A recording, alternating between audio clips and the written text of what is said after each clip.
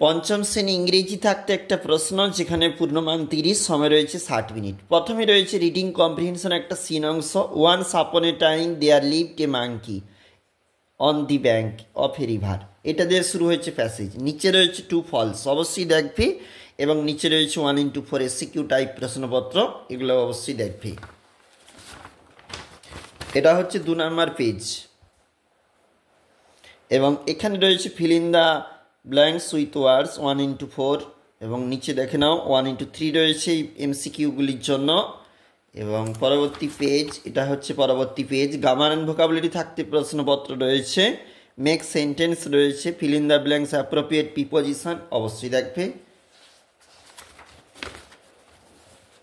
Section সিতে প্রশ্ন এবং সেখানে রয়েছে প্যারাগ্রাফ, অবশ্যই দেখবে। আমরা দেখছিলাম যেখানে পঞ্চম শ্রেণী ইংরেজি।